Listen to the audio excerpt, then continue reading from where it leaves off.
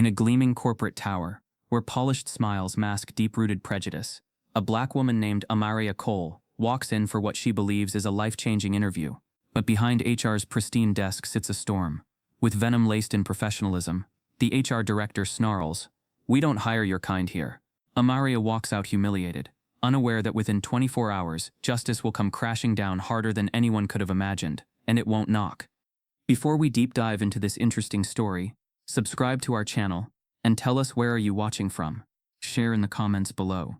The glass doors of Varelli Tech hissed open with a polished whir, welcoming Amariah Cole into a building gleaming with the illusion of progress. Towering steel beams, sustainable gardens, and art installations by black artists gave the corporate headquarters an image of inclusivity.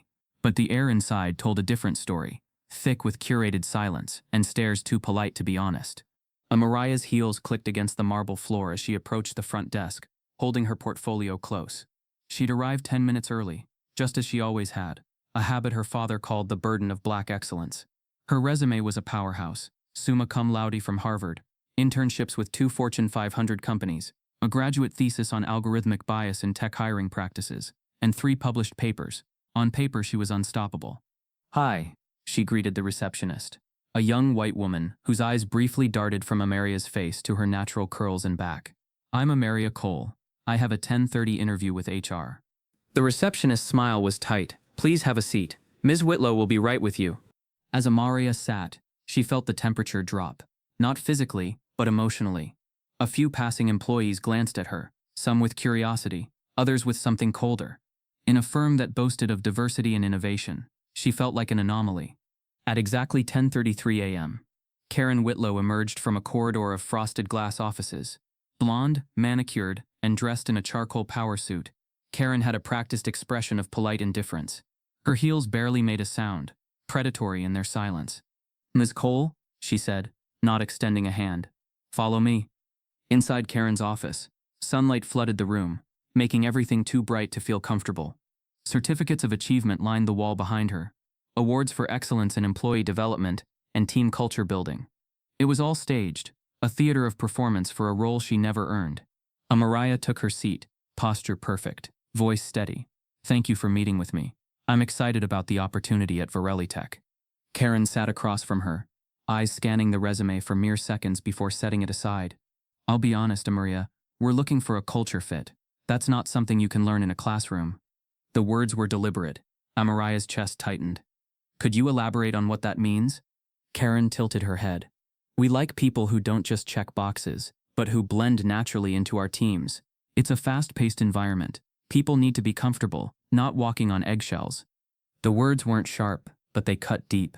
Amariah understood the coded language. She'd heard it before, in subtle tones, in shrugged-off feedback, in the shifting of goalposts, but never this early, never this boldly.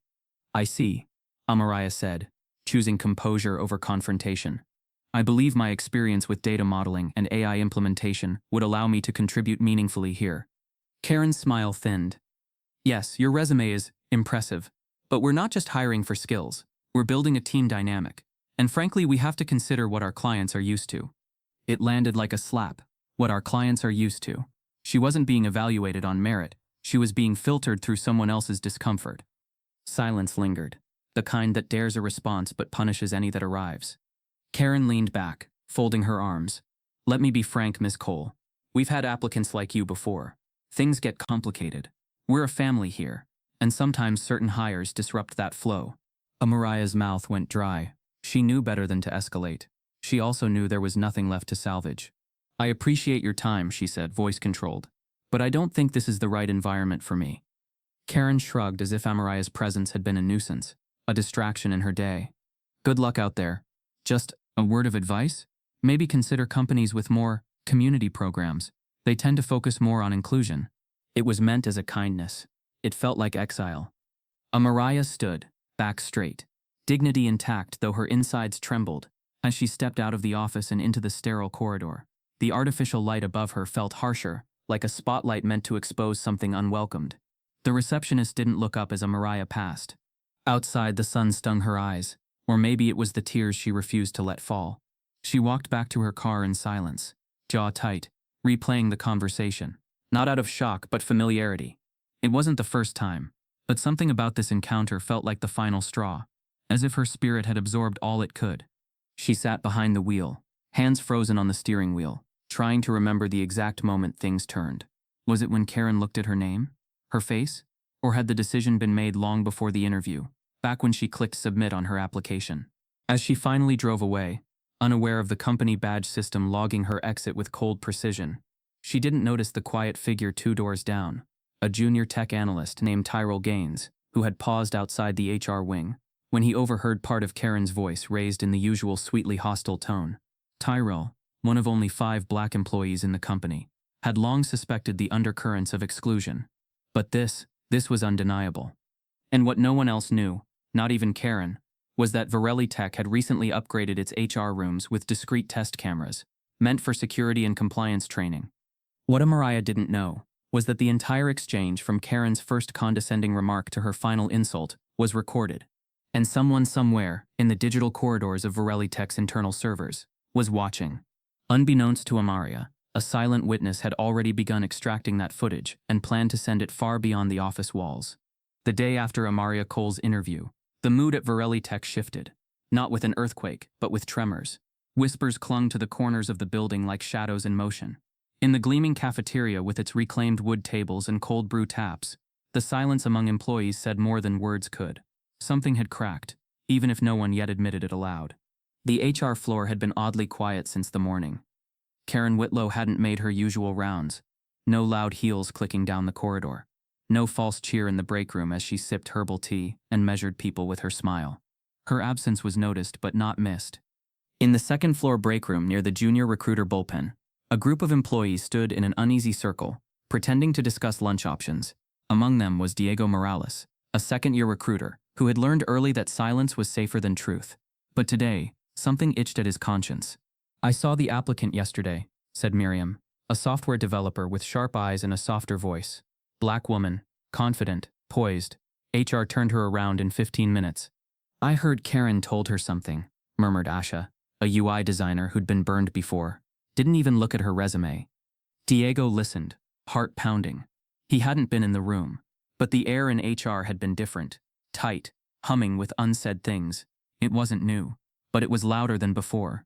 The walls of professionalism had always muffled the sounds of injustice, but lately the volume refused to lower. He cleared his throat. "This isn't the first time." The group quieted.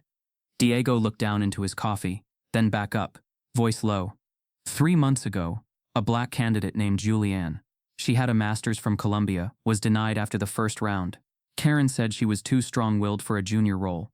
2 weeks later, she hired a guy named Brad who didn't even finish undergrad. "Karen always has a reason," Asha muttered, bitter, "and it's always coded." Diego nodded, memories resurfacing like bruises. "She once emailed me by mistake, thought she was replying to another manager. She was talking about a candidate and said, 'Not another diversity push, we already met our quota this quarter.'" His stomach turned. "That email's still somewhere in my inbox." The words hung heavy in the room. For a moment, no one moved. "You kept it?" Miriam asked, cautious but curious. "I didn't delete it," Diego replied. "I just buried it. I didn't want to lose my job. I thought if I kept my head down, maybe things would change. Or maybe I was just scared." They all were. Varelli Tech had a culture of subtle compliance. It didn't punish you openly. It just left you off important emails, removed your name from project credits, invited you to meetings you didn't need to be in while excluding you from the ones that mattered. It was a slow erasure, not a swift dismissal. "I always knew she didn't like people who looked like me," Asha said softly, glancing around. "But I needed this job. Still do." Diego swallowed hard. "Same." But something had shifted. The room felt like it was holding its breath, waiting for someone to say what they'd all been thinking. "What if we did something?" Miriam said. "Not loud, just show someone that email." "To who?" Diego asked. "Leadership? They already know. They are the problem." "What about the Department of Labor?" Asha whispered. "That candidate, the one from yesterday, she deserves better." Diego leaned against the wall, his thoughts racing. He'd come to Varelli Tech, thinking he could make a difference from the inside. He believed that if he played by the rules, he could help change who got in through the doors. But the system had been built with locks, and people like Karen had the keys. He remembered the email clearly now. The subject line had been Tuesday interviews. The body was just 4 lines, but they'd etched themselves into his memory. This one's a pass. We already have our diversity stats in line. Let's not push it. Besides, she has that angry academic vibe. He had starred it, then archived it. He told himself it wasn't his fight. But maybe it was. He looked up, resolve hardening. I'm going to find that email. The others went quiet again. No applause, no declarations of solidarity. Just a few silent nods, the kind you gave someone walking toward fire. Later that afternoon, Diego returned to his desk.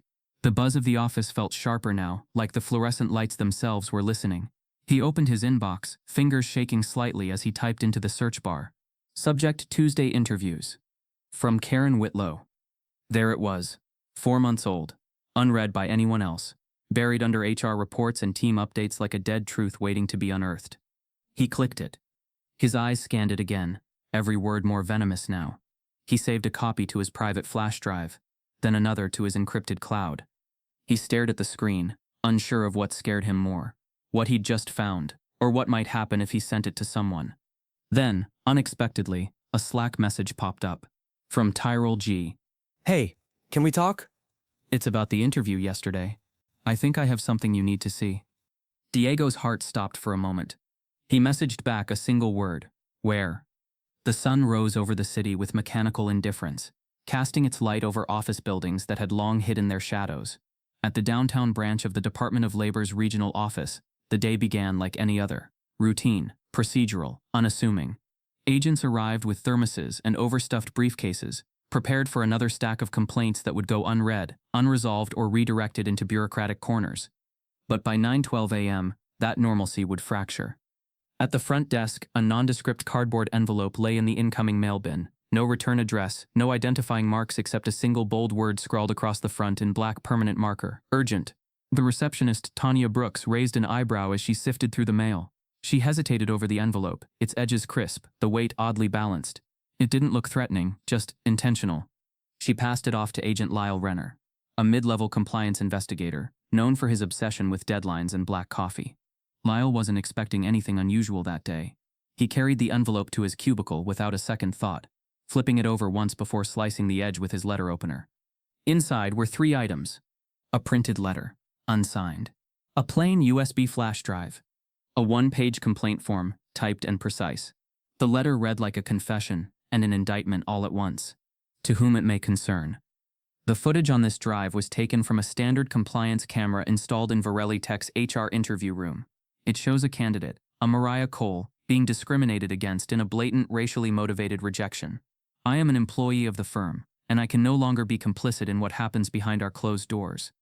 The woman who interviewed her is Karen Whitlow. This is not an isolated incident. It's a pattern. You'll see for yourself.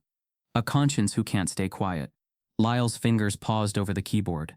The anonymity of the letter gave him pause, but the tone, the precision, screamed authenticity.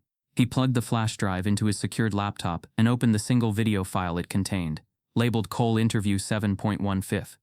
The room in the footage was familiar, corporate beige, framed motivational posters, and a table too small for comfort. The camera angle was fixed, offering a clear view of both women. Amariah entered with confident posture and a soft but assertive smile. Karen Whitlow followed with a smirk that never touched her eyes. What followed next made Lyle stop breathing. There was no ambiguity, no room for interpretation. The tone, the language, the disdainful body language, it was all there. From the moment Amariah sat down, Karen's demeanor dripped with prejudgment. The way she tossed aside the resume, the way her voice flattened when saying culture fit, and then the sentence that made Lyle's jaw clench. We've had applicants like you before.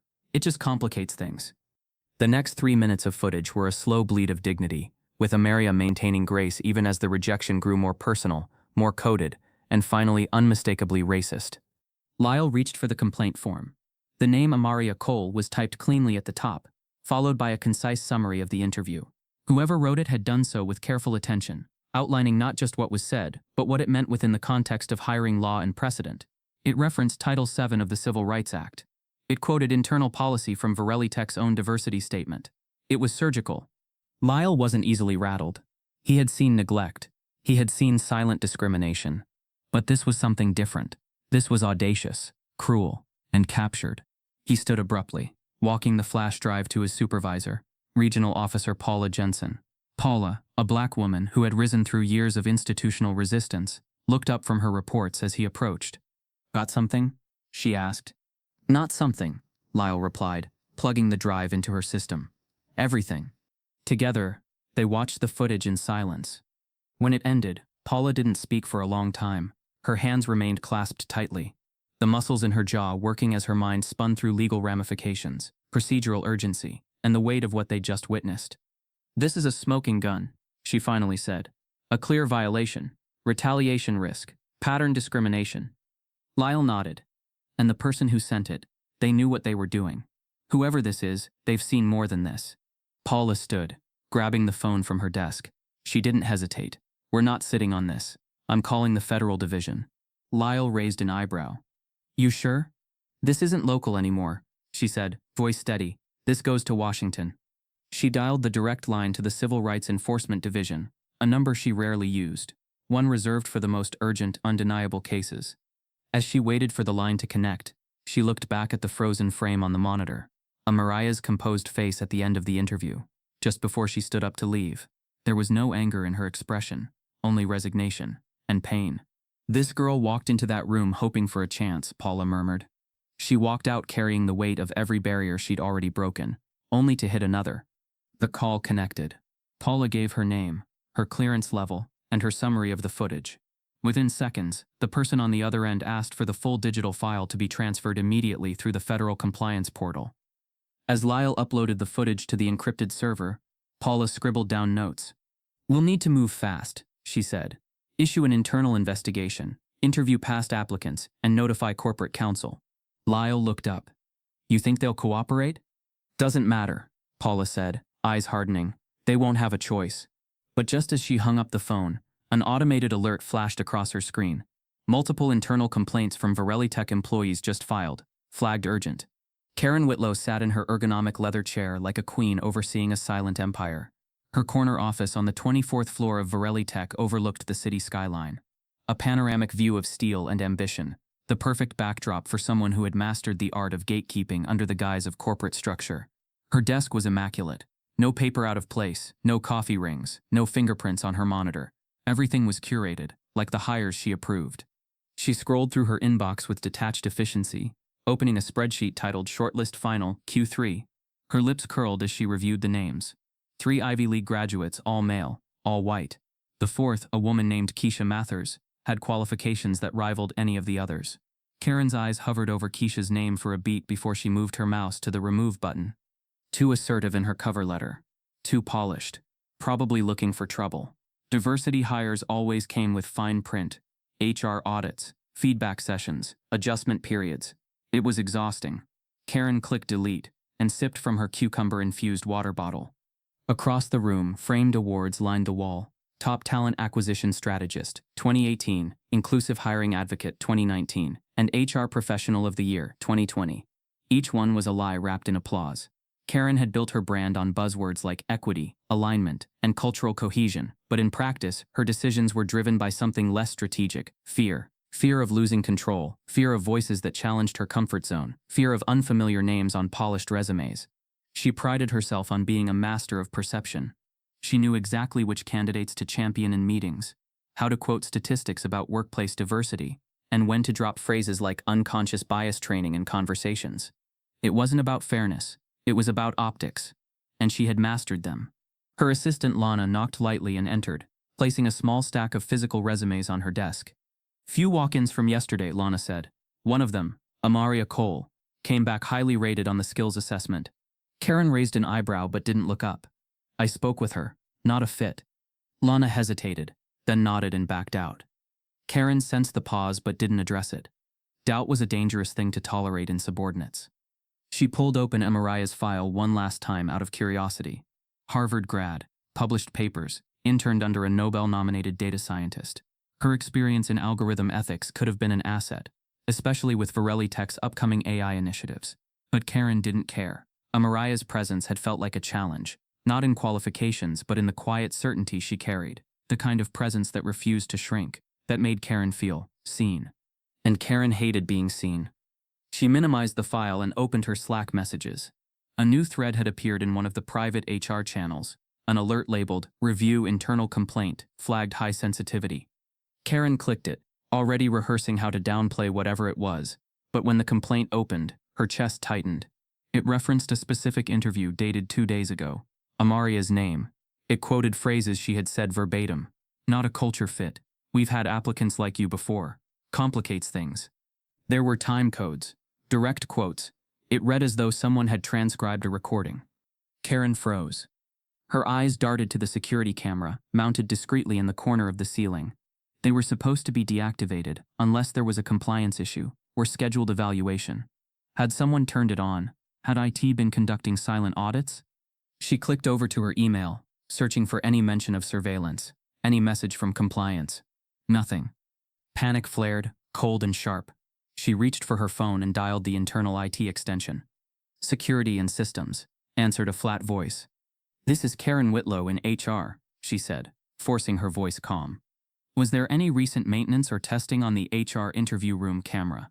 There was a pause. 1 moment. She tapped her nails against the desk, breath caught in her throat. "Looks like, yes, there was a scheduled pilot for AI flagging. Audio and video recordings were taken for quality assurance." "When?" she demanded. "Began on the 15th, concluded yesterday." Karen nearly dropped the phone. "And who has access to those files?" "Internal compliance, federal auditors, and lead HR systems admin." "Thank you," she said, slamming the phone down before the tech could respond. 15th. That was the day Amariah Cole walked in, and now someone had filed a complaint with details only a recording could reveal. Karen stood pacing to the window. Her palms felt clammy. Her perfectly controlled world had developed a fracture. Small now, but widening. She opened a new browser window and began composing an internal report carefully curated, clinical, defensive. She labeled the complaint as misinterpreted interaction and added that body language and cultural misunderstandings could sometimes lead to misread tone. It was her go-to shield. But as she hit save, a second alert appeared. This one wasn't internal. Federal inquiry logged. External request for compliance files. Case number Novo 427, CIV. Karen's blood ran cold. She opened her private Slack and sent a message to Matthew Griggs, one of the senior partners she had looped into hiring decisions before.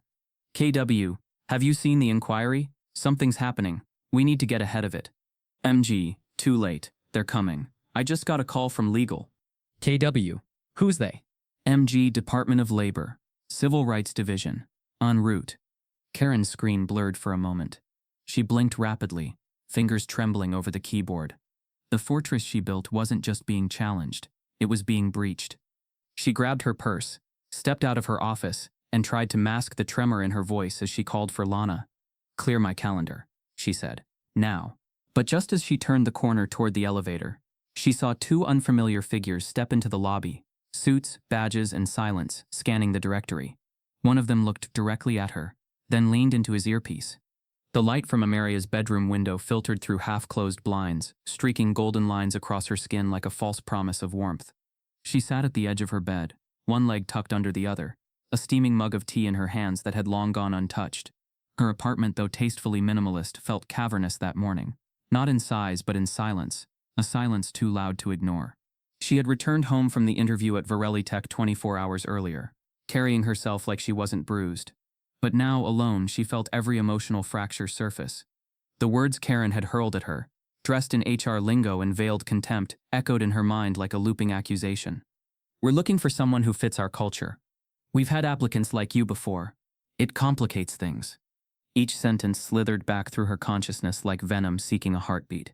Amariah tried to swallow the lump rising in her throat, but the pain wasn't just from that moment. It was ancestral. It was layered, and it wasn't new. She stared at the screen of her phone, scrolling past emails and notifications without reading any. No new interview requests, no job offers, no apologies. Her resume was pristine, yet her reality remained splintered.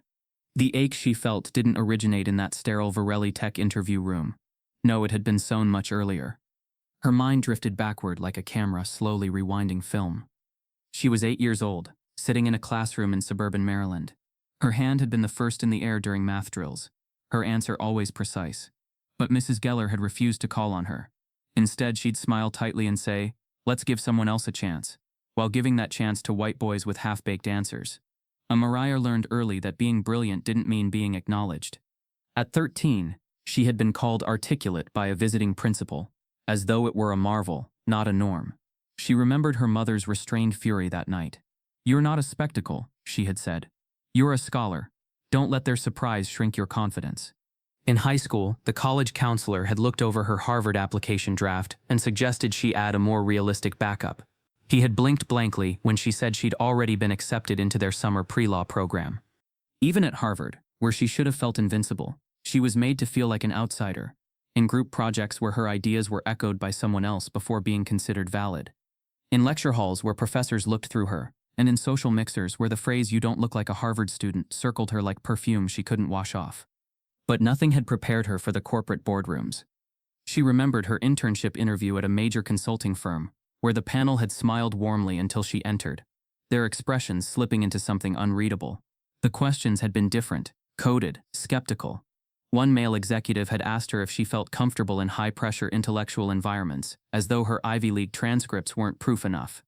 She remembered the first job she landed after graduation, and how her white colleagues often turned to her to translate black-sounding resumes. "You can tell if they're legit, right?" they'd say with a laugh, not realizing the racial surveillance embedded in their joke. Amariah had spent a lifetime suppressing outrage, learning the choreography of restraint. She had smiled through ignorance, bitten her tongue through subtle insults, and worked twice as hard to get half the validation. But Karen's dismissal had landed differently. It wasn't just another microaggression, it was macro, clear and final. Amariah hadn't been rejected because she was unqualified. She had been rejected because she was qualified and black. The interview had been a mirror reflecting a truth she could no longer sidestep. And yet the most haunting part was the realization that this wasn't about her alone. She thought of Monica, her college roommate, who had dropped out of a graduate program after being told she was too combative in classroom discussions. Of Ezekiel, her mentor, who was passed over for a directorial role 3 times while training his own replacements. Of Amina, a brilliant software engineer who left Silicon Valley after one too many meetings where she was mistaken for the office assistant. The pattern wasn't accidental, it was structural, embedded like rot beneath a polished floor. Amariah finally set her mug down and opened her laptop. She pulled up a document she hadn't touched in months, a personal essay she had begun drafting after her last job ended. It was called "The Cost of Being Exceptional While Black." She scrolled through the lines, adding new ones, sharpening the old ones, shaping the pain into prose. Every sentence was a needle threading her truth into something unignorable. She wasn't just writing for catharsis now. She was documenting evidence, not for a lawsuit, for a movement. Then, just as she began drafting a new paragraph, her phone buzzed. Unknown number, private caller ID. She stared at it, debating whether to answer. These kinds of calls had never brought good news. But something in her gut told her this wasn't ordinary. She slid her finger across the screen and pressed the phone to her ear. Hello? There was a pause. Then a voice measured, firm, and professional. "Amariah Cole. This is Officer Paula Jensen from the Civil Rights Division at the Department of Labor. I'm calling about your recent interview at Varelli Tech." Amariah's breath caught. "Yes, I didn't file anything officially." "You didn't need to," Paula said. "Someone else did.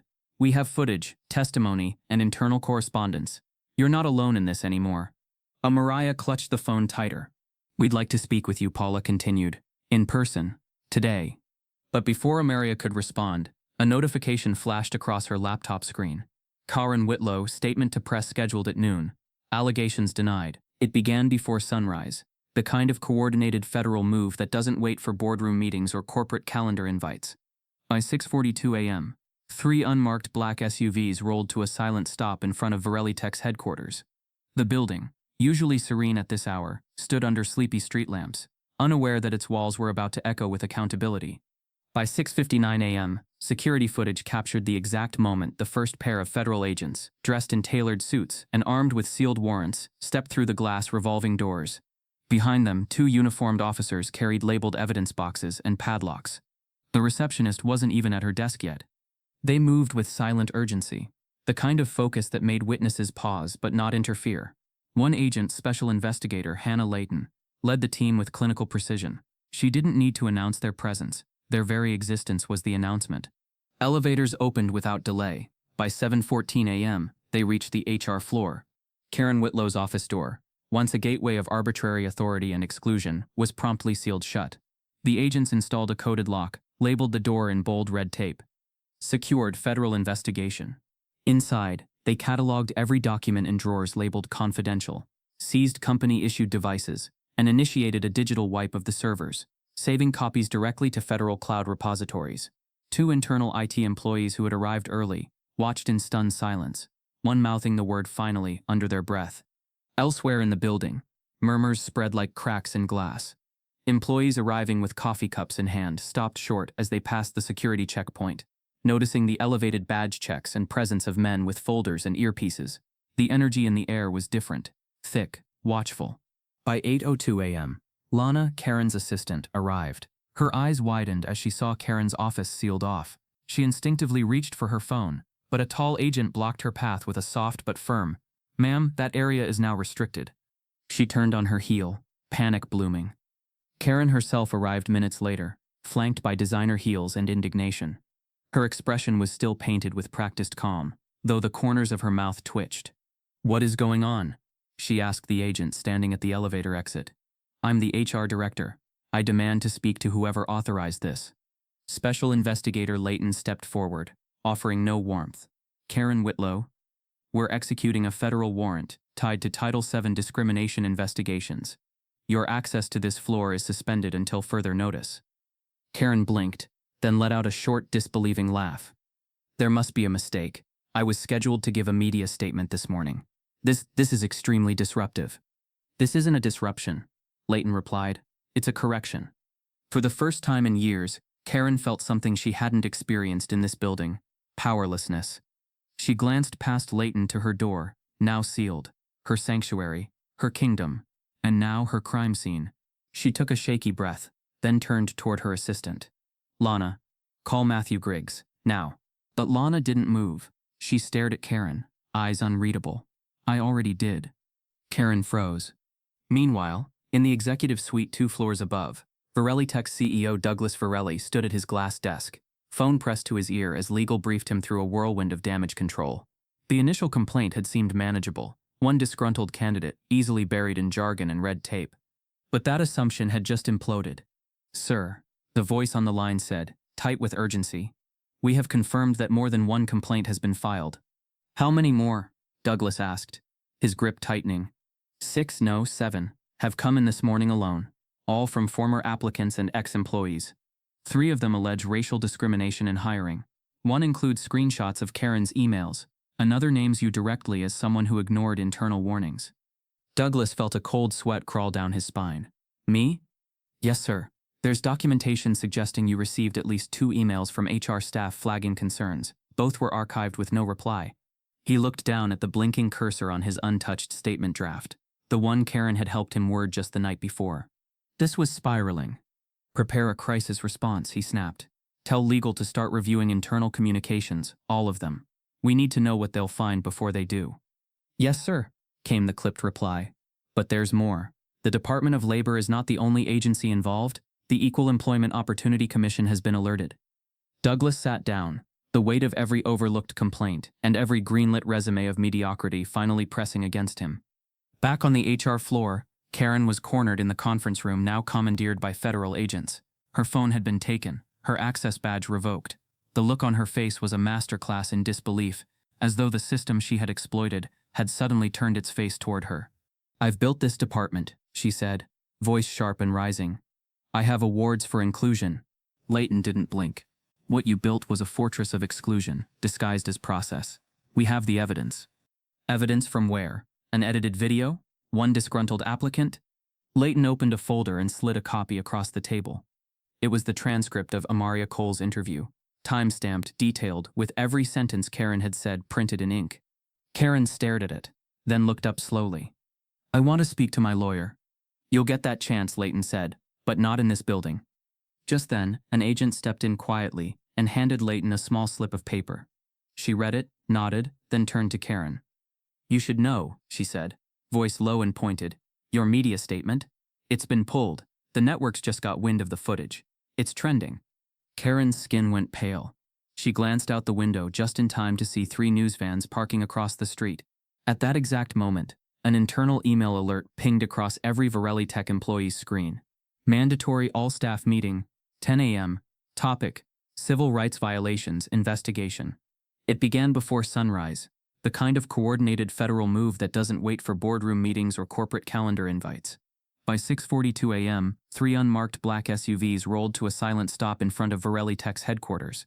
The building, usually serene at this hour, stood under sleepy street lamps, unaware that its walls were about to echo with accountability. By 6:59 a.m., security footage captured the exact moment the first pair of federal agents, dressed in tailored suits and armed with sealed warrants, stepped through the glass revolving doors. Behind them, 2 uniformed officers carried labeled evidence boxes and padlocks. The receptionist wasn't even at her desk yet. They moved with silent urgency, the kind of focus that made witnesses pause but not interfere.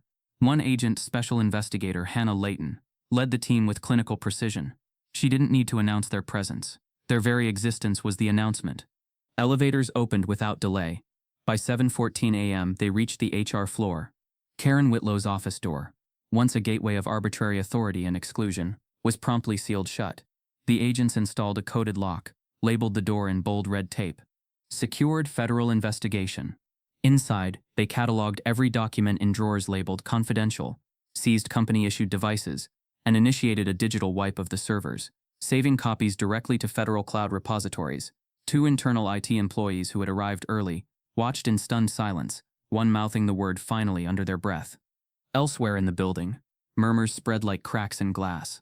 Employees arriving with coffee cups in hand stopped short as they passed the security checkpoint, noticing the elevated badge checks and presence of men with folders and earpieces. The energy in the air was different, thick, watchful.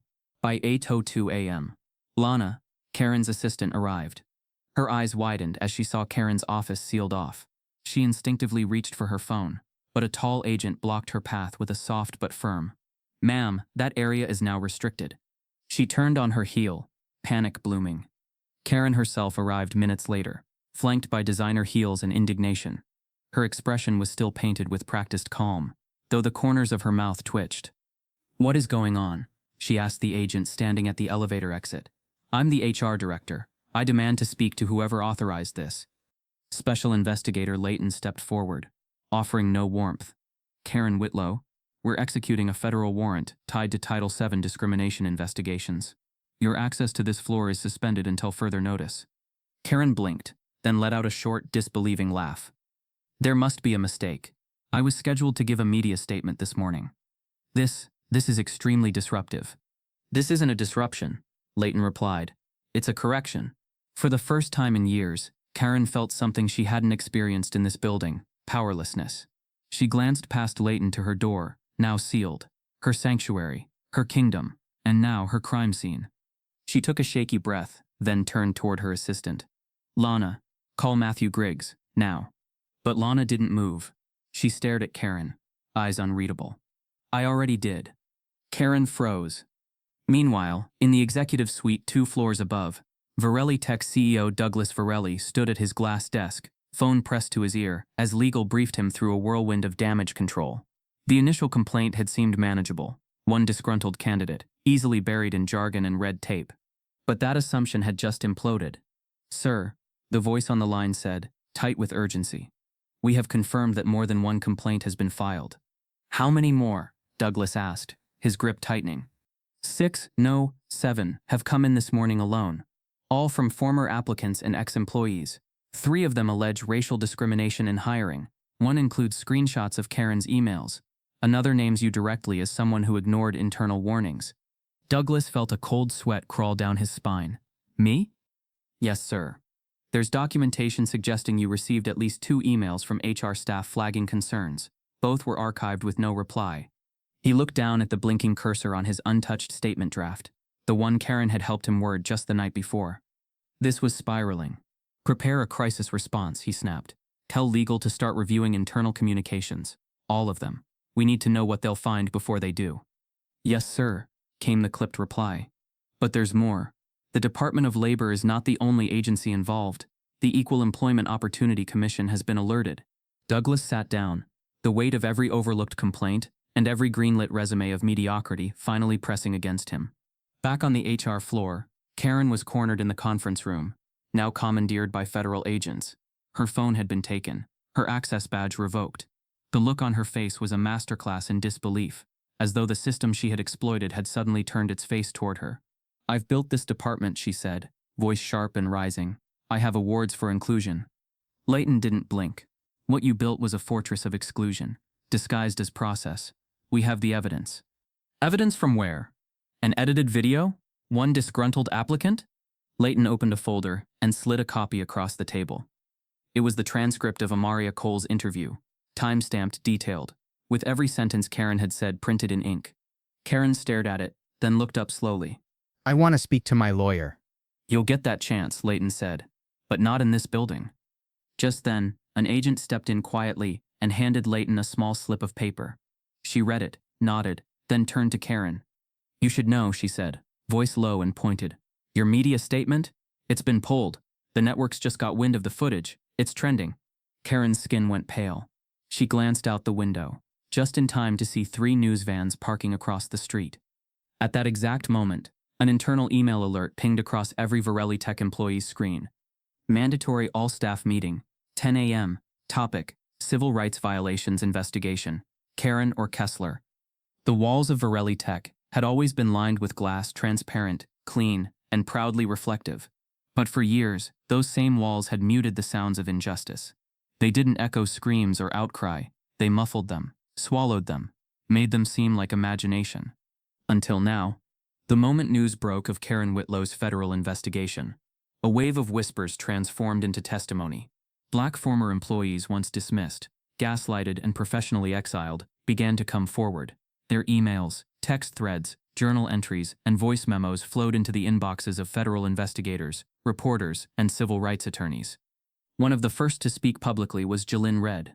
She sat in a worn leather armchair at a local community center, the kind of place where truth finds refuge when corporate spaces won't listen. Cameras pointed at her, microphones delicately arranged. She wore a navy blazer, the same one she had worn the day she was supposed to receive her promotion at Varelli Tech, a promotion that never came.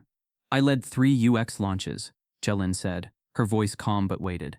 "All on deadline, all under budget. I trained new hires, mentored interns, and received a 97% performance score on my annual review." She paused, eyes briefly scanning the room before she continued. "But my promotion was paused indefinitely. That's what they said. No performance issue, no structural change, just paused. They gave it to a white junior dev 2 months later. Someone I trained, someone who asked me how to spell accessibility during our last team call."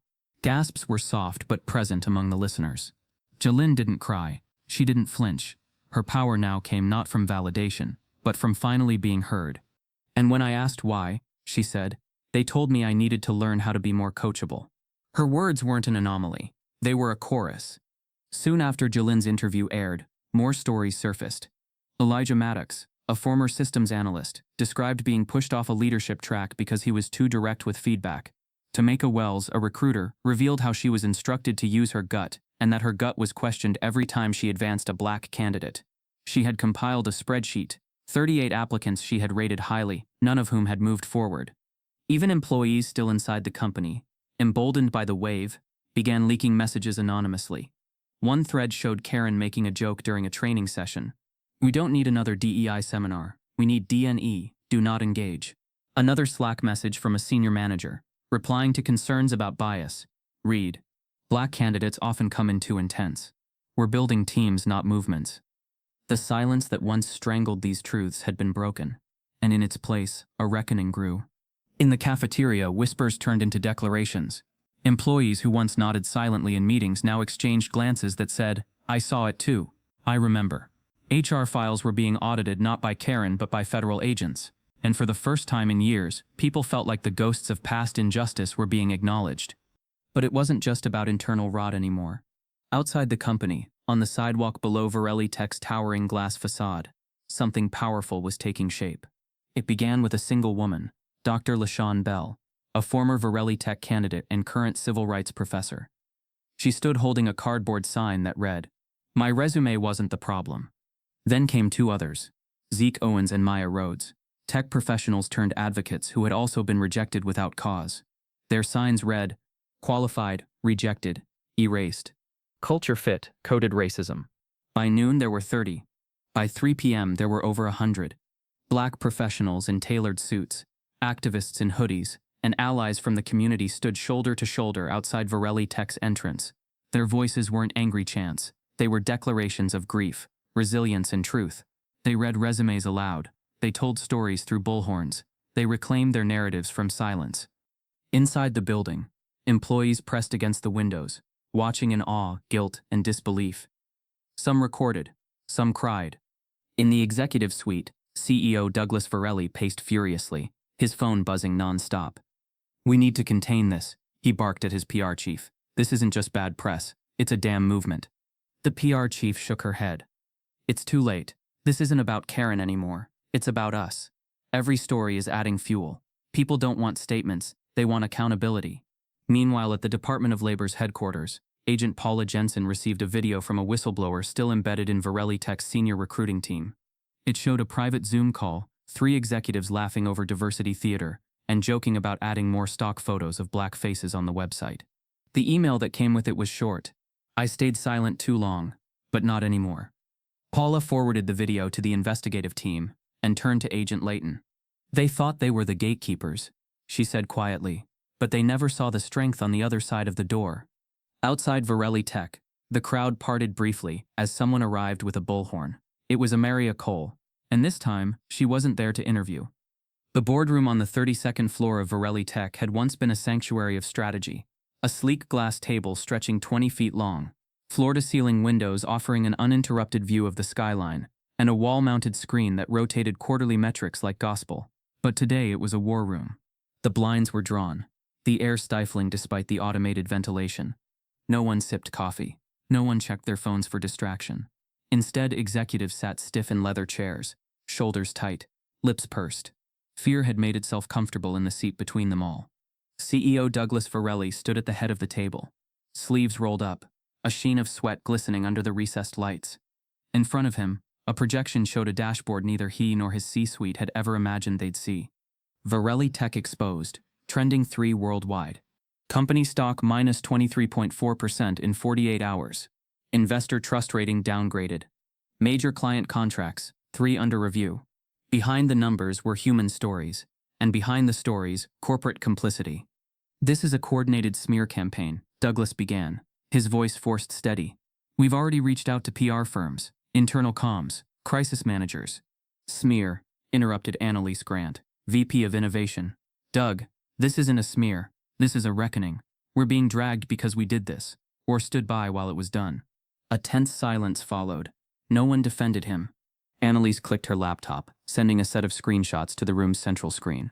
There, in sharp clarity, were messages between Karen Whitlow and multiple team leads, each using coded, racially loaded language. "Don't love this candidate's vibe. Could create tension. Feels very urban. Good portfolio, but let's avoid making waves this quarter. They're being published on techjustice.com," she said. "A whistleblower leaked them. It's verified. They're time-stamped. Our entire leadership chain is looped into this, whether we replied or not." The room seemed to deflate. Tom Harwick, head of legal counsel, rubbed his temples. "Our internal investigation missed this or ignored it, and that's what's going to kill us in court." Across from him, Evelyn Zhou, CFO, ran her hand over a printed spreadsheet. "We've lost $312 million in market cap since the federal inquiry went public. That's not including pending lawsuits or terminated investor deals." Someone finally asked the question circling every mind. "What's our play?" Silence. Then Douglas spoke. "We issue a formal statement. Accept accountability, carefully. Apologize for the actions of a few bad actors. Launch a diversity audit. Highlight what we're already doing." "No," Annalise said, voice sharp. "You're still trying to manage the optics. That doesn't work anymore. This isn't a PR hiccup. This is systemic rot." An assistant entered quietly, placing a laptop in front of Douglas. "Live stream request, sir," she whispered. "Attorney General's office." Press briefing just began. He clicked play. On screen, the state's Attorney General stood behind a podium, her expression unreadable, flanked by civil rights attorneys and federal investigators.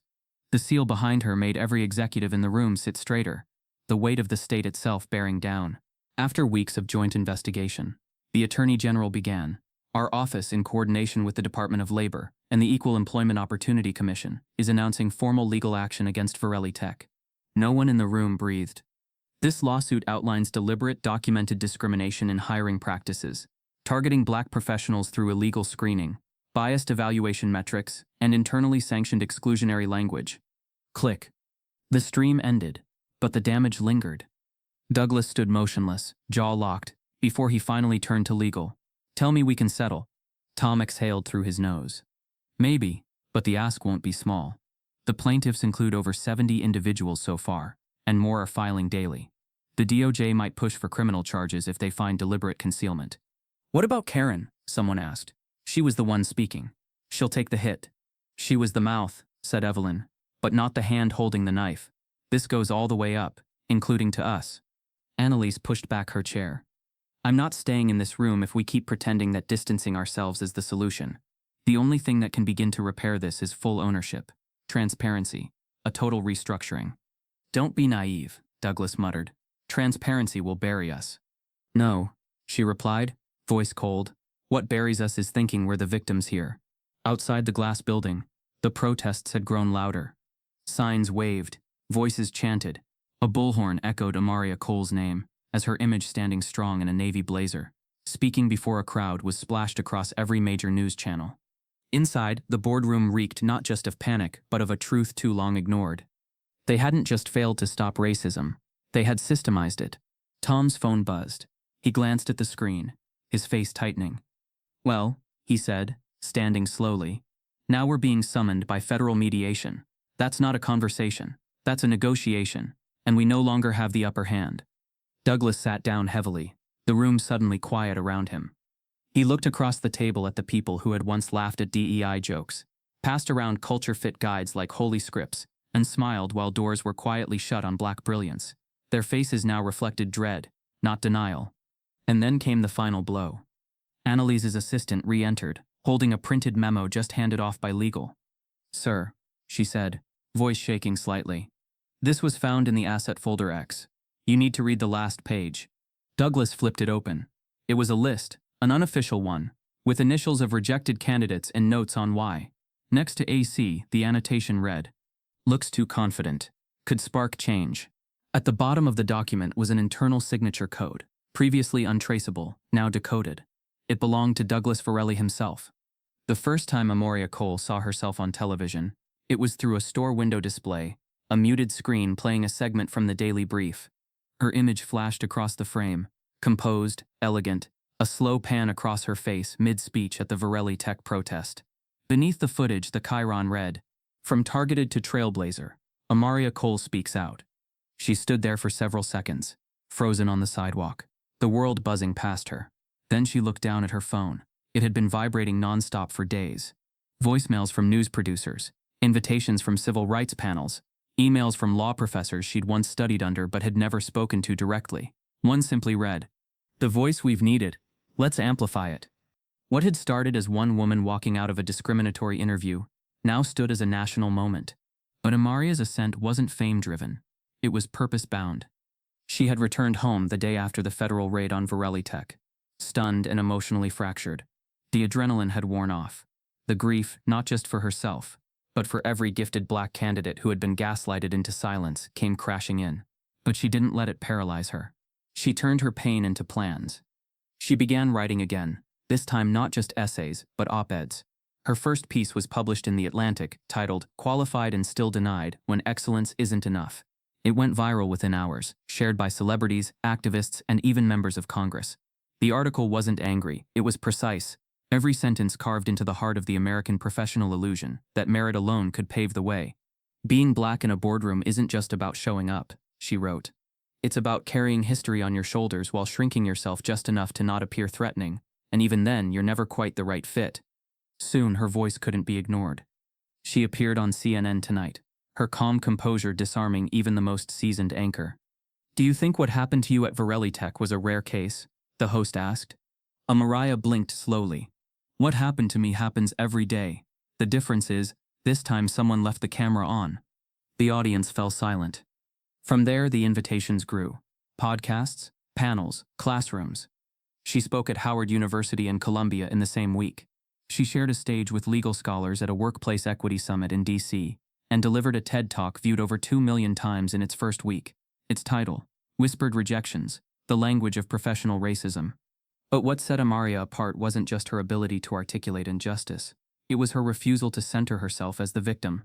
She made every platform a portal for others to step through. At a symposium in Boston, she introduced Elijah Maddox, whose story of being denied leadership because he was too passionate moved the audience to tears. At a university panel, she made space for Tamika Wells, the recruiter who risked everything by exposing Tech's biased hiring codes. Amariah knew that stories were the architecture of change, and if she was being handed a microphone, it was her responsibility to make it a chorus, not a solo. Behind the scenes, she also worked relentlessly with legal advisors and equity researchers. She collaborated with data scientists to publish a public database titled The Silent Filter, an anonymized collection of over 500 testimonials from Black professionals across industries. Within days, HR departments nationwide were reevaluating hiring rubrics. Conferences began canceling speakers known for performative diversity. Her inbox was full of hate and hope in equal measure. Stay in your lane. You're making things worse for us. Thank you. You helped me see I wasn't crazy.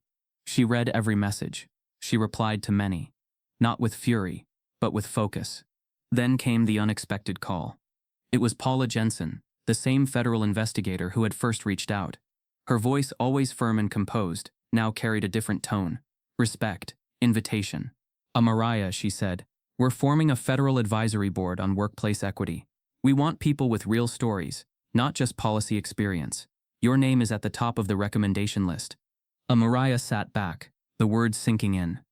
You're asking me to help rewrite the framework? She asked softly. Yes, Paula said, because you understand what the paperwork has never captured. Amariah didn't answer right away. Her eyes scanned the photos on her desk. One of her with her parents on her Harvard graduation day. Another of her younger self in a bright pink sweater holding a school science fair ribbon. That girl had believed in rules, in order, in merit. She didn't stop believing. She just learned the system didn't work the way it said it did, and now she had the power to help fix it. I'll do it, she said finally, her voice steady. Paula's response was simple. Welcome aboard. But before the call ended, Paula added, there's something else you should see. A new file just surfaced in the investigation, and it mentions your name. From a year before you ever applied, Karen Whitlow had always believed she was untouchable. Even as the walls of Tech collapsed around her, even as agents padlocked her office, and her face graced news cycles under the chyron alleged architect of discriminatory hiring practices, she clung to the belief that her pedigree, her proximity to power, and her ability to manipulate perception would shield her. But inside the narrow, fluorescent-lit interrogation room of the Department of Labor's enforcement wing, none of that mattered. The room was bare. No windows, no polished decor, no pretenses. Just Karen, seated in a chair far less comfortable than the one she once ruled from, across from 2 federal officers and a court recorder. Her blazer was creased, her makeup faded, her composure beginning to slip. Agent Paula Jensen sat across from her with a dossier as thick as a college textbook. She didn't raise her voice. She didn't have to. The facts did the shouting. We'll begin with this email, Paula said, flipping open the first tab, sent on January 14, 2021, from you to Senior Executive Raymond Kessler. The subject line reads, DEI headache. The body reads, and I quote, let's scale back the outreach to urban targeted colleges, not the brand we want associated with our tech. These candidates bring more risk than value. Karen blinked but said nothing. Her lawyer seated next to her adjusted his glasses. We'll need context. We have context, Paula interrupted coolly. We have the recruitment charts from the same week. 27 applicants from HBCUs were manually removed from consideration. None were reviewed. Most of them had higher test scores than the final shortlist. Karen inhaled sharply. It was an internal strategy. We were refining candidate quality. It wasn't about race. Then explain this. Paula opened another folder. Internal Slack messages from your direct reports. One says Karen wants more refined presence this quarter. Code for lighter skin and less edge. Another, too many diversity picks last cycle, she's not happy. You didn't say those words, but you cultivated a space where they were considered normal. That's influence, that's culture, that's intent. Karen's silence now wasn't strategy. It was fear creeping in through the cracks. Paula leaned in. You weaponized professionalism. You turned resumes into filters of exclusion and called it discretion. But it wasn't discretion, was it? It was discrimination wrapped in Excel. Karen's lawyer finally cut in. My client acknowledges that biases may have occurred under her leadership, but she personally rejected Amariah Cole after 13 minutes. Paula interrupted again. Said she didn't fit the culture despite her Ivy League background, her clean record, and her federal-level publications. You used culture fit like a crowbar to keep people out. Karen finally spoke. It was never about color. It was about cohesion. We had a brand. We had an image to protect. An image? Paula tilted her head. Let's talk about that. She slid a new folder forward. This one thinner but more damning. Your college affiliations.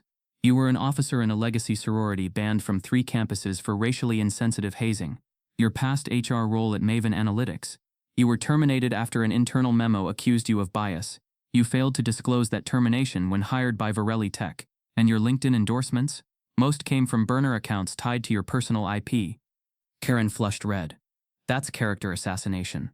You're digging up old wounds to justify a witch hunt. No, Paula replied calmly. We're exposing a pattern. The court recorder never stopped typing. Karen tried to deflect, shifting blame. What about the executives? Raymond? Douglas? They knew. They approved it. Why am I in this chair? You will not be alone in this, Paula said. But you are the gatekeeper. And the gate was locked selectively, strategically. Karen looked down at her manicured nails, now chipped from anxiety and habit. Her voice dropped. I was doing my job. You made your job, exclusion, Paula replied. An hour later, the interrogation moved to court. Karen sat before a federal magistrate, her expression taut, her hands clenched in her lap.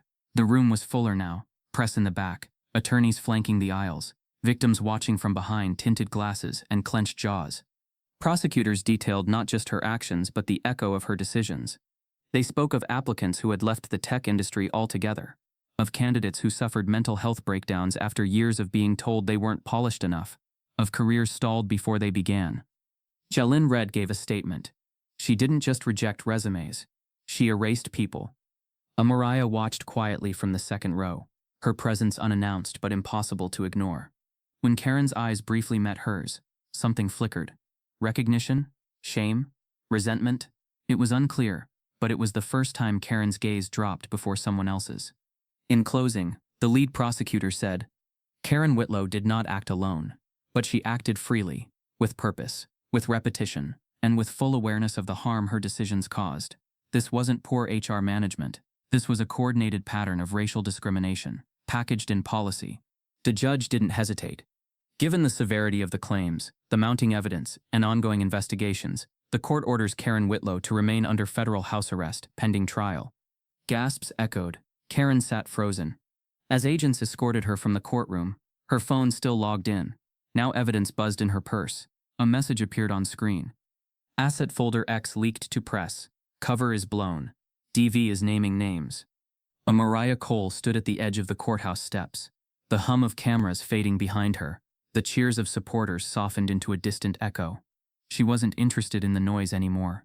Not the headlines, not the viral clips, not even the courtroom dramatics that had brought Karen Whitlow under house arrest. For Amariah, this wasn't about public takedowns. It was about the quiet, private victories no headline could capture. A young black woman clicking submit on a job application without second-guessing her name. A brilliant engineer walking into an interview without bracing for coded rejection. A system that no longer made you earn dignity on top of credentials. That was justice. Revenge had never been her goal. Accountability, yes. Transparency, absolutely. But vengeance? That belonged to another kind of movement, one she refused to lead. So when reporters rushed to her with questions like, how does it feel to win? Or do you want to see Douglas Varelli behind bars next? She only offered the same steady response. I'm not here to destroy people. I'm here to repair what they broke. In the weeks since Karen's arrest, the public firestorm had only grown hotter. Civil lawsuits stacked higher each day. Shareholders filed breach of ethics claims. Internal emails continued to surface, each one peeling back another layer of Varelli Tech's performative progressivism. DEI statements were exposed as copy-paste fluff. Employee resource groups had been funded with less than 0.01% of the annual marketing budget. And yet, despite all the scandal, Amariah insisted that the path forward couldn't be about humiliation. She declined a book deal that wanted to title her memoir Slay in Silence. She turned down speaking engagements that pushed headlines like Black Girl Magic versus Corporate Giants. I'm not your symbol, she told one producer bluntly. I'm a person, and so were the ones who were silenced before me. Instead, she invested her time in building frameworks, real ones. She worked with the Department of Labor to craft the Fair Access Initiative, a policy guide for equitable hiring now being piloted in over 50 companies. She helped universities rewrite HR ethics curricula, insisting that case studies include race-based discrimination not as a side note, but as central context. And when asked what she wanted most, her answer was simple. I want the next generation of Black professionals to spend their energy building, not bracing. Still, justice had its complexities. Not everyone agreed with Amariah's restraint. Some activists accused her of being too measured, too gracious to a system that had tried to break her. You could have burned it all down, one viral tweet read, but you chose boardrooms over barricades. She read it without reaction. Because she understood something many didn't. Real change wasn't just about rage. It was about strategy. Rage got attention, but strategy got results. And results were coming. She received an anonymous message from a junior analyst still employed at Varelli Tech. It read, "Because of you, our hiring rubric has been rewritten. The culture fit box is gone, and for the first time I feel seen." That was worth more than applause. It was that message she carried in her heart when she returned to the Department of Labor to meet with Paula Jensen. I wanted you to see this, Paula said, sliding a folder across the desk. Inside, a draft policy titled Mandatory Bias Review Panels in Private Sector Hiring. Amariah flipped through it, her eyes catching her own name in the advisory credits. You did this, Paula said, quietly, intentionally, and you did it without making it about you. I had to, Amariah replied. Because the moment I made it about revenge, the system would use that to discredit everything else. Paula nodded. That's rare, especially now.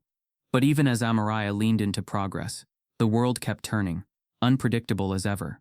One afternoon as she walked home from a local speaking engagement, her phone buzzed with a news alert. She paused on the sidewalk, wind brushing past her coat, and read the headline slowly. Breaking: Varelli Tech announces complete structural overhaul. CEO Douglas Varelli to step down. She blinked, breath catching in her chest. The article detailed a radical restructure plan. A new leadership board would be formed, half of which would be composed of external civil rights experts and professionals from historically excluded groups. The company's HR infrastructure would be rebuilt under third-party oversight. Every rejected applicant from the last 7 years would receive access to their internal case files. Some would be reinvited. Others offered reparative compensation. But it was the final line that sent a current through her spine. The restructure team will be advised by a rotating panel of equity leaders, starting with Amariah Cole. She hadn't been informed. No press statement had asked her approval. She stared at the screen, torn between disbelief and pride. This wasn't just change. This was history folding in real time. She texted Paula. Amariah, did you know about this? The response came seconds later. Paula, they asked for your name. We didn't give it. Someone else did. Just then, another message arrived, from a number she hadn't seen in months. They knew who you were a long time ago. Meet me. I have the original shortlist, the one before your name disappeared. In the corporate world, most companies don't survive scandal. They rebrand and vanish, or pivot to silence, burying what happened beneath fresh logos and vague mission statements. But Varelli Tech didn't vanish. It couldn't. The public outcry had become too loud, the accountability too concrete, and the documentation too damning to disappear. So instead, it was forced to do what few institutions ever dared: rebuild. Not from scratch, but from ashes, with full knowledge of what had burned and who had lit the match. The resignation of Douglas Varelli made headlines around the globe, but his exit was not scripted with grace. His final statement, delivered through clenched teeth at a shareholder meeting, did little to salvage his legacy. I underestimated the scope of our failings, he had said, but moving forward, this company will be led by those we once excluded. For once his words weren't spin. They were a surrender. Within a week, an interim leadership team was appointed. Unlike their predecessors, they didn't emerge from internal promotions or polished succession plans. They were pulled from the margins, former employees who had been sidelined, whistleblowers who had been blacklisted, and equity scholars who had been ignored until now. The board now included Jalyn Redd, brought back as Chief Inclusion Officer. Elijah Maddox was named Director of Strategic Recruitment. Tamika Wells, once discouraged from trusting her instincts, returned as Senior Hiring Architect, this time with full authority to rewrite the system that once suffocated her. And over them all sat a newly appointed CEO, Avery Blake. a Haitian-American business leader who had once been denied a seat on Varelli Tech's board because her leadership style didn't resonate with stakeholders. Her first order of business? Disbanding the entire HR department and replacing it with an independent third-party compliance structure. This company, Avery said in her first press conference, is no longer being led by the same hands that closed doors. We're handing the keys to those who were locked out. The restructuring was more than symbolic. It was procedural, precise, and public. Every internal policy was rewritten with legal oversight. The phrase culture fit was permanently retired, replaced by value alignment, which required metrics and transparency. Each hiring panel now included an external equity officer. Interview questions were scripted and randomized to eliminate bias. Anonymous review boards were created to grade resumes before names were even revealed. The list of changes stretched 83 pages long. But for all the technical reform, it was the emotional repair that proved the hardest. Former applicants received letters, personal, handwritten apologies from board members, acknowledging the harm inflicted. Some of those letters included job offers, others included invitations to consult, and for many it was the first time a corporation had ever said, "We were wrong, and we know what we cost you." For Amariah Cole, it was surreal to witness. She stood at the periphery now, not steering the wheel, but making sure the ship didn't lose its direction. Her seat on the advisory panel kept her informed, but it was the voices of others that now filled the airwaves. In one particularly moving moment, a group of newly hired black interns were invited to speak at a leadership breakfast. One of them, a bright-eyed coder from Atlanta named Shaunis, looked directly at the board and said, "I'm here because someone left the door open behind her." Everyone knew who she meant.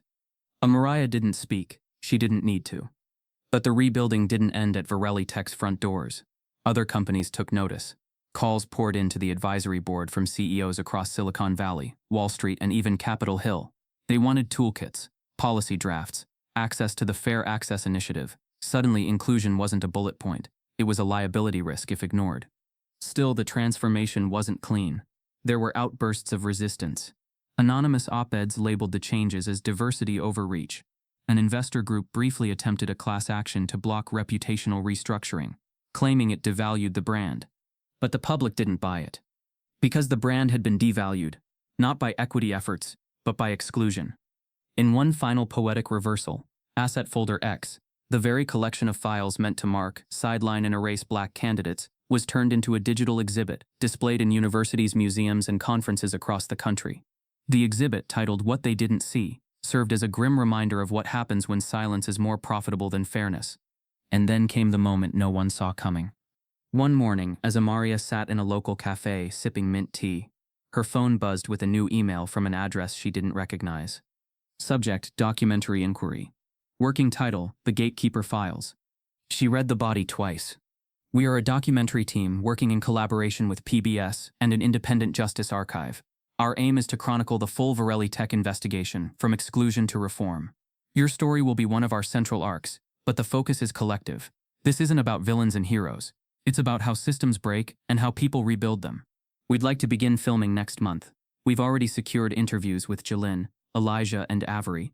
We hope you'll join them." Amariah leaned back in her chair, the hum of the cafe falling into the background. She looked out the window as pedestrians crossed under spring blossoms. The world was still hard, still bruised, still far from fair. But something had changed. Not everything, but something. This wasn't closure. It was continuation. She tapped out a reply, "I'll be there, but only if the first scene starts with the people who were told they didn't belong." Across town, a film director reviewed the casting notes for reenactments. He circled one entry and read, "Episode 1. Rejected. Amariah. Footage recovered. But there's an anomaly. She was shortlisted for a role no one applied for." The stage was modest, mahogany wood against a backdrop of deep velvet curtains, flanked by banners reading National Equality Conference, Reimagine, Rebuild, Reclaim. But for Amariah Cole, it felt heavier than any courtroom podium or television studio. This time, she wasn't reacting. She wasn't defending. She wasn't demanding justice for what had been done. She was defining what came next. The invitation had come unexpectedly, not through press managers or government channels, but from a handwritten letter sent by Dr. Nadine Tillman, the legendary civil rights educator and chair of the conference committee. It simply read, "You've made history. Now help us shape its meaning." Amariah had hesitated before accepting, not out of doubt, but out of respect. She knew the conference wasn't performative. It wasn't interested in sound bites or sanitized victories. It was where giants spoke, people who had marched before hashtags, resisted before policies, and endured when justice was only a whisper. She didn't feel like a giant, but she showed up anyway. As she stood at the podium, the room dimmed slightly. Not from light, but from focus. Hundreds of attendees leaned forward, ears open, eyes locked. She began, not with fire, but with reflection. When I first heard the words, "We don't hire your kind here," I thought I was being punished for something, she said. For being too confident, too educated, too visible. I thought maybe I should have smiled more, worn a different color, softened the edges of who I was. She paused, letting the silence stretch. But what I learned, and what this journey has taught me, is that I wasn't being punished. I was being warned that my existence threatened a system built on shrinking others. The room was still. She continued. Power is not the corner office. It's not the six-figure title or the boardroom vote. Power is showing up fully when the room expects you to fold. It's naming injustice when everyone else calls it policy. It's staying when your dignity begs you to leave. Somewhere in the audience, a woman exhaled shakily. Another dabbed her eyes. Amariah spoke now from more than experience. She spoke from transformation. People ask me all the time, "Do you feel powerful now?" Because I stood on television. Because I helped restructure a company. Because I was invited to boards that once erased my name. She smiled gently. And the truth is, I don't feel powerful because of those things. I feel powerful because I didn't let them change what I believed. Then her voice lowered. Real power isn't what you hold. It's what you refuse to give up. The room, filled with activists, educators, and survivors, erupted into a standing ovation. But Amariah didn't bask in it. She stepped back, let the clapping swell, and took her seat quietly, letting the weight of her words settle where they needed to. Later, during the closing reception, attendees approached her, not with praise but with thanks. They shared stories that mirrored hers, stories from industries she'd never worked in, but oppression she'd always known. A woman in her 50s recounted how she'd been denied a medical school seat in the 1990s for diversity balance. A young man shared how he'd been fired after advocating for a black colleague and labeled disruptive. Each story reminded Amariah, the system hadn't changed overnight, but people were finding language now. Truth was becoming less lonely. As the evening waned, she stepped out onto the balcony of the convention center. The city below hummed with weekend lights. A soft breeze moved across her collarbones. For once, she let herself rest, not in exhaustion, but in release. You didn't just change policy, a voice behind her said, deep and measured. You changed the compass. She turned to see a man in a tailored navy suit, hands clasped behind his back. His name tag read, Marcus Gray, CEO, Cloudwell Technologies. She recognized the name instantly. Cloudwell was one of the fastest-growing AI infrastructure companies in the world, known for its innovation, but until now, not for its equity. I saw you speak, Marcus said, stepping closer. I've heard dozens of DEI talks, but you didn't just talk, you shifted the air. Amariah smiled, unsure where he was going. My board is reevaluating everything, he continued. Hiring, procurement, partnerships. But we don't just need frameworks, we need anchors. People who remind us who this is really for. She tilted her head slightly. And you want me to be that anchor? I want you, he said plainly, to join Cloudwell as Chief Impact Officer, not as a face, but as a force. She blinked. It was a title with autonomy, influence, and a direct line to strategy, not HR, not marketing. Real power. The kind that rewrites not just policies but pipelines. I'd need full transparency, she said quietly. No optics. No performative pledges. You'd have it, he said, or I'll walk with you when you leave. The wind picked up slightly, brushing a loose curl across her cheek. She didn't say yes, not yet, but she didn't say no either. She looked out again at the skyline, remembering where she'd stood just 1 year ago outside a building that told her she didn't belong. And now? Now the world was asking where she wanted to build next. Marcus glanced at his phone, then held it out to her. Before you decide, you should see this. On screen was a newly leaked internal video from Varelli Tech, an unreleased compliance meeting from before her interview. In it, her name was listed, under watch list. Years had passed since Amariah Cole first walked into Varelli Tech's lobby with hope in her eyes and credentials in hand. The sting of rejection that followed, quiet, coded, brutal, had long since evolved into something far greater than a single moment of discrimination. It had become a spark and eventually a structure. Her story was no longer whispered in private support groups or dissected in social media threads. It had transcended the news cycle, rooted itself in classrooms, conference halls, and courtrooms. In the South Wing of the University of Michigan's Law School, a case study titled Cole v. Corporate Culture, The Limits of Professionalism in Discriminatory Systems, was required reading.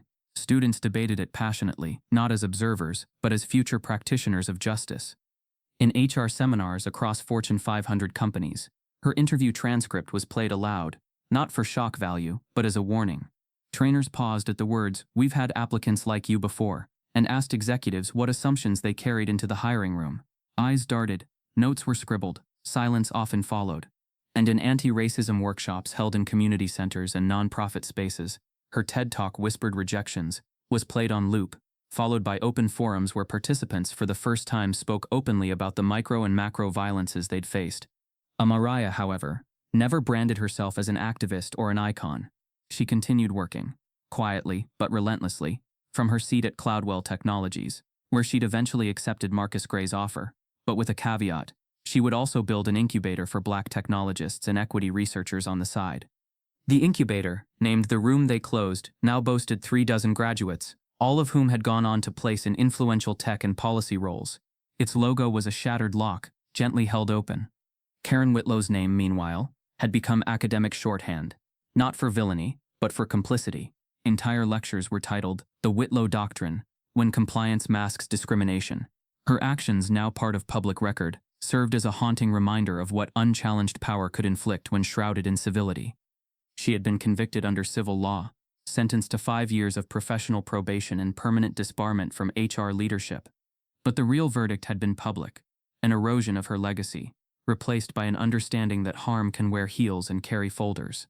Douglas Varelli's fall had been equally symbolic. The leaked footage of him discussing internal watch lists ended any remaining defense. He now taught business ethics at a community college under a different last name, a poetic irony that didn't go unnoticed. But Amariah never gloated. She believed justice wasn't a performance, it was a redirection. On the 5th anniversary of the Varelli tech case, she returned to Harvard, not to lecture, but to listen. The university had renamed one of its diversity fellowships in her honor, and a student-led coalition had invited her to speak at their summit, From Margin to Mandate. Standing once again on a campus that had both celebrated and ignored her, she looked out at the sea of young faces and said, "Your brilliance is not negotiable. Don't ask systems to validate you. Ask if they deserve you." She didn't read from notes. She didn't pace the stage. She stood grounded, her voice steady, her eyes scanning the room not for applause, but for understanding. In the front row sat Dr. LaShawn Bell, now head of national hiring policy at the Department of Labor. She nodded slowly, remembering her own journey, the cardboard protest sign, the whispered interviews, the first time she'd stood beside Amariah when no cameras were rolling. The impact rippled far beyond boardrooms. At a local high school in New Orleans, a young Black girl named Nia Carter sat in a media lab, working late on a digital essay about systemic bias in scholarship selection. The screen in front of her showed a PBS documentary, The Gatekeeper Files. Amari's voice filled the room, calm, sharp, warm. Nia leaned in. She had never met Amariah, but she felt like she knew her. Her poise, her pain, her refusal to shrink. Nia remembered being told she was too intense for debate team, too ambitious for student council. She remembered how her principal once told her mother, "She's bright, but not everyone adjusts well to being the only one." She didn't have the words for it then. Now she did. Because of Amariah. The camera in the documentary cut to a clip of Amariah walking down a corridor, flanked by civil rights lawyers, her voice narrating, "Change doesn't begin with institutions. It begins when people stop apologizing for existing fully." Nia sat up straighter. Her fingers moved across her keyboard again. Faster, more precise. She wasn't just writing an essay anymore. She was writing a future she now believed she could inhabit. Across the country, scenes like this played out quietly. A Black mother smiled as her son declared he wanted to be a recruiter, but the fair kind. A corporate team redrafted their entire onboarding process, citing the Cole Principle. A group of high school girls in Detroit created a podcast titled Not a Culture Fit and Proud. And somewhere in a courtroom still wrestling with injustice, a judge paused before sentencing and said, "Let us remember what happened at Varelli Tech." Amariah never set out to be remembered. She only wanted to be seen. But in being seen, she had carved a space for so many others to be too. As the credits rolled on the documentary's final screening, Nia Carter whispered to herself. Someday they'll write about me like that. And across the auditorium, Amariah, there to speak on a surprise panel, turned, having heard the words, and smiled. If this story moved you, if it made you think deeper about injustice, identity, and the silent systems that still shape so many lives, then this is just the beginning. On this channel, we uncover the stories that weren't meant to be told. We spotlight the voices that were pushed aside, and we turn silence into substance. So if you believe in truth, in equity, and in storytelling that doesn't just entertain but awakens, hit that subscribe button, like this video, share it with someone who needs to hear it. Because the more we speak up, the harder it becomes to be ignored. And together, we don't just watch change, we become it.